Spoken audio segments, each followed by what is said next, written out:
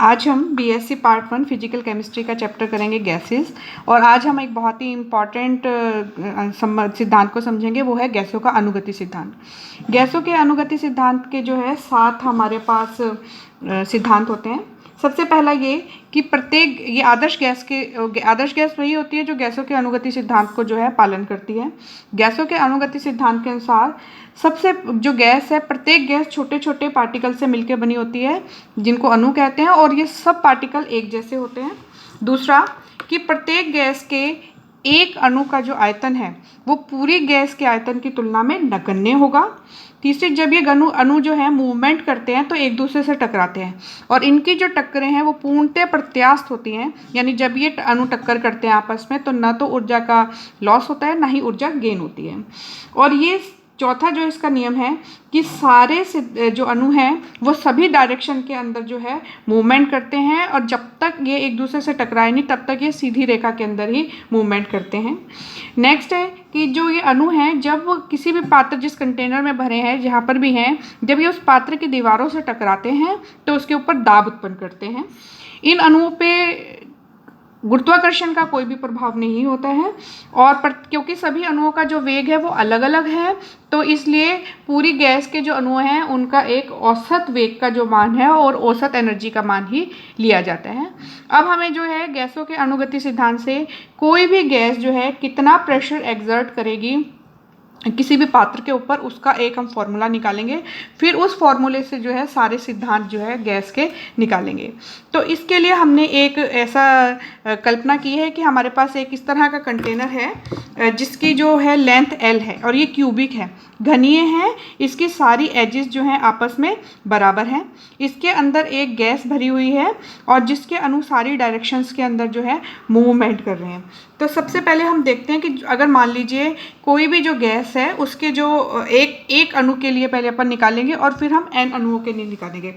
तो सबसे पहले हम देखते हैं कि अगर मान लो इसका जो वेग है गैस के एक अणु का वो v है, तो क्योंकि गैस के अणु रैंडम मूवमेंट कर रहे हैं तो उसका थोड़ा मूवमेंट x डायरेक्शन में भी होगा, y में भी होगा, z में भी होगा।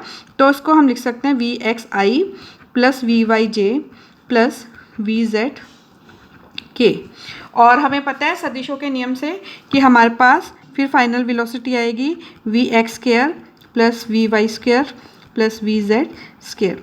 हमने एक अणु लिया है जिसका द्रव्यमान m है, उसकी वेलोसिटी कितनी है v है, तो इसका x component vx, y component vy और z कंपोनेंट vz होगा। और अगर हम इसका परिमाण लेंगे तो ये हमारे पास आ जाएगा vx square plus vy square plus vz square. हमें निकालना है इसका दाब। तो दाब के लिए हम किन स्टेप्स को फॉलो करेंगे ये देखो।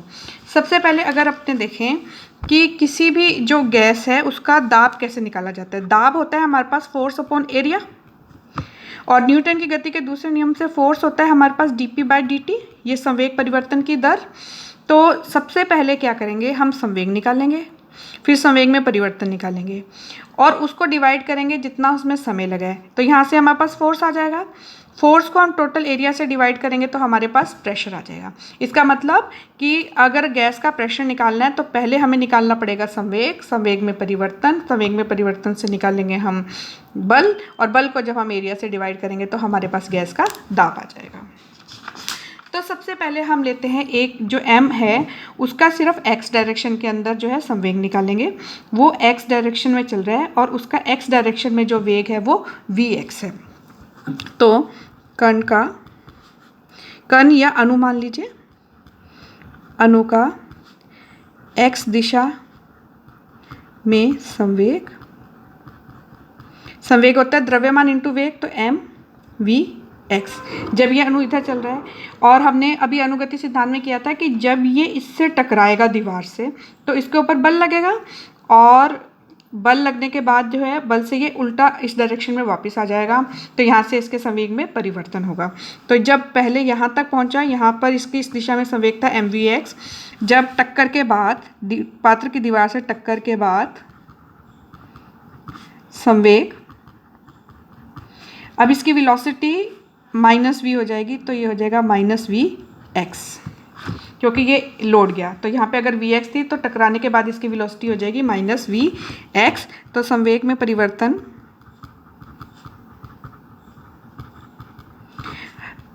बाद वाला संवेग है -Vx और पहले कितना वेग था mvx, तो ये संवेग में परिवर्तन हो गया 2mvx। तो ये तो है हमारे पास अणु के संवेग में परिवर्तन। और अगर हम देखें कि इसका जो संवेग है उसमें परिवर्तन -2mvx आया है, तो ये इसका जो संवेग में परिवर्तन हुआ है दीवार से टकराने पे है, तो जो इस पात्र की दीवार है इसके भी संवेग में परिवर्तन हुआ है। तो दीवार के संवेग में परिवर्तन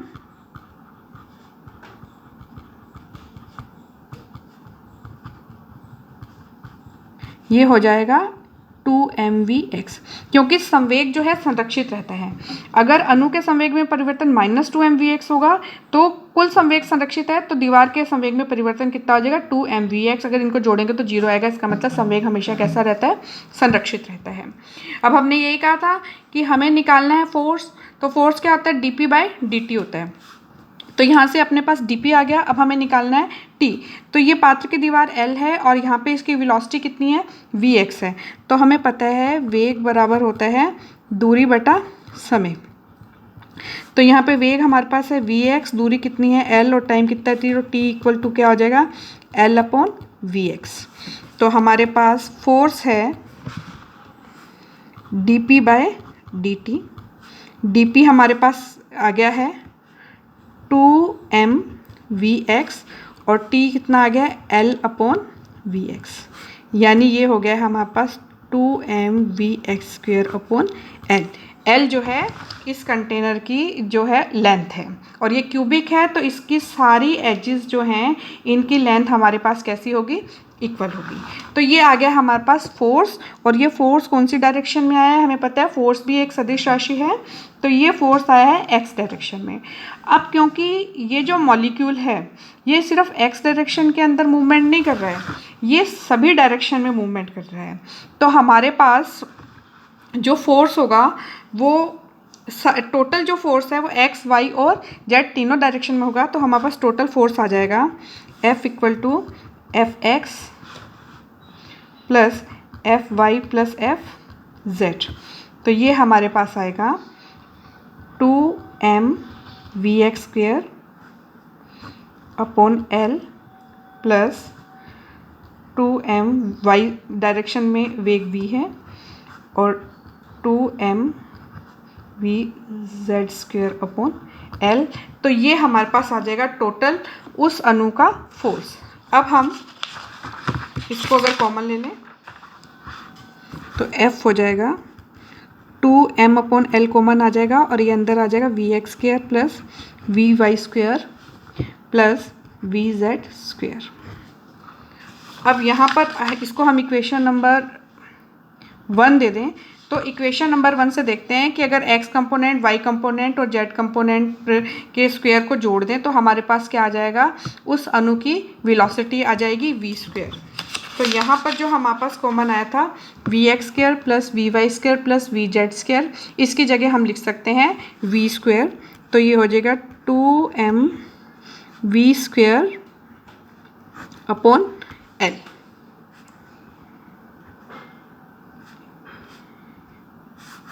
टू एम v²/L, ये आ गया फोर्स।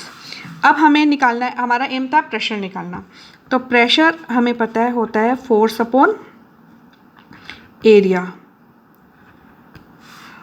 अब फोर्स 2mv² रख देंगे इसकी वैल्यू, ये आ गई फोर्स की वैल्यू। अब जो एरिया है वो अगर हम एरिया देखें, देखो ये क्यूब है, क्यूब का एरिया में पता है 6 फेस होते हैं। एक फेस का, क्योंकि ये हर फेस स्क्वायर है इसका, तो एक फेस का अगर एरिया L² है तो 6 फेस का कितना होगा 6L² होगा। तो इसका जो एरिया आएगा हमारे पास 6L², ये आ गया 2mv। इसको मैं इस तरह से लिख देती हूँ 6L3।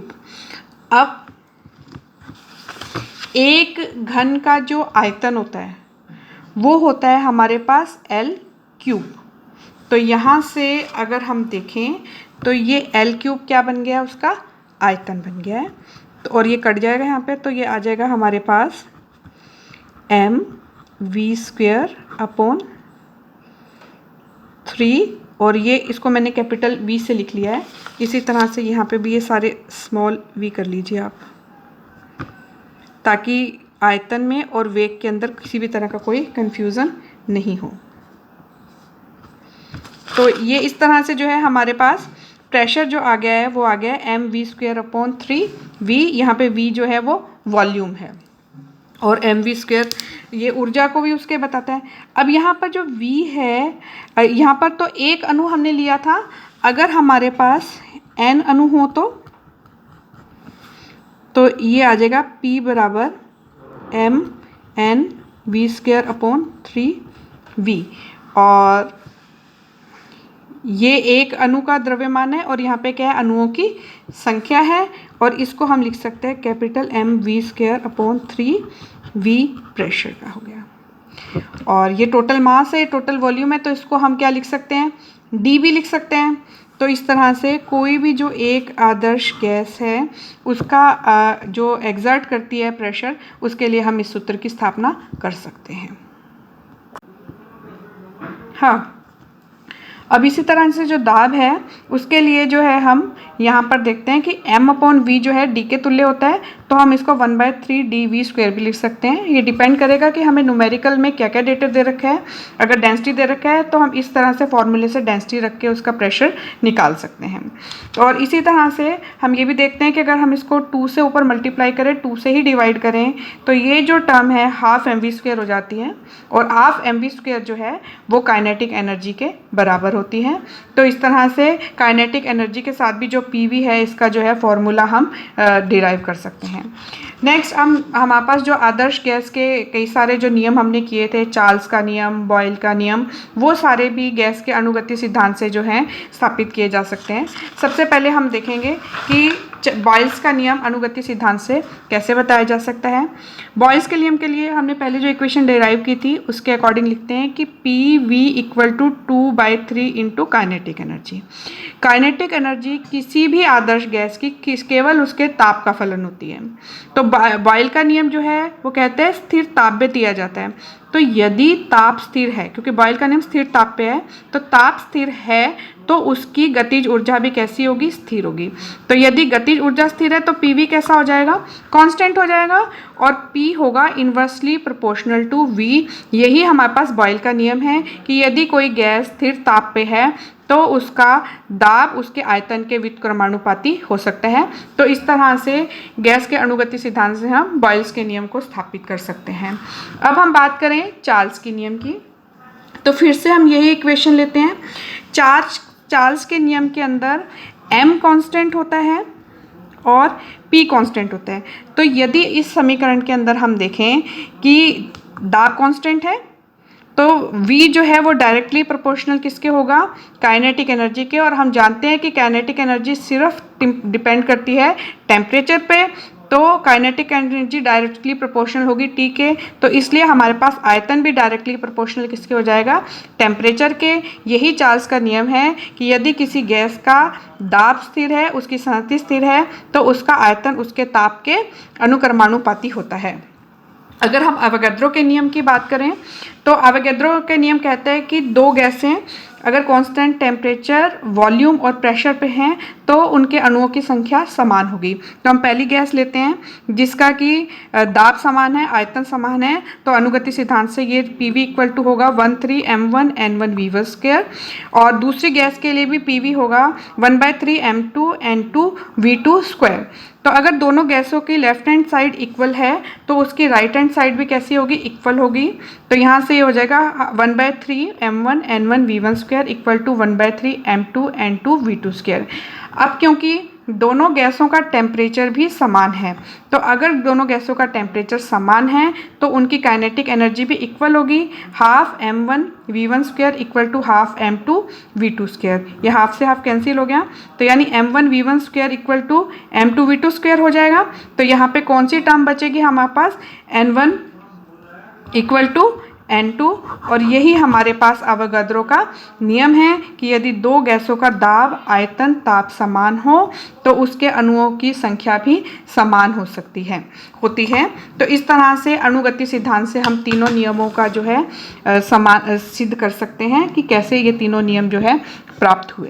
तो गैस के अनुगति नियम यहाँ पे पूरा होता है। इसके बाद हम आगे के जो है आदर्श गैस के लिए जो हमने अनुगति सिद्धांत दिया था उसके अंदर क्या कमियां निकली और किस तरह से आगे उसको हमने ठीक किया, ये आगे हम नेक्स्ट चैप्टर के अंदर पढ़ेंगे।